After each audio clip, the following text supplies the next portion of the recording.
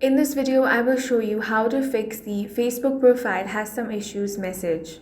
First, open the Facebook app. Make sure to log into your account. Now, you want to tap on the menu icon at the top left corner of your screen. From here, tap on your profile name. This should take you to your profile. If you see the profile has some issues notification, tap on it to view the details. Facebook will explain what issue was detected and any action that have been taken. See if there is any option for review over there, then tap on it. If there is not, then you can simply take a screenshot of the issue. It can be helpful when reporting the problem to Facebook. Now, head over to menu again. Here, tap on Help and Support. Then tap on the option of Report a Problem.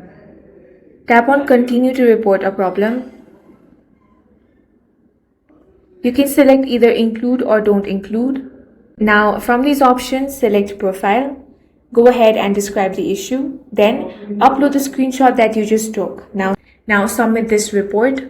Facebook will review your case. Make sure that your Facebook app is updated from Play Store or App Store and check your support inbox regularly for any updates or responses from Facebook. That's all for this video. If you found it useful, make sure to hit the like button and subscribe for more videos like this.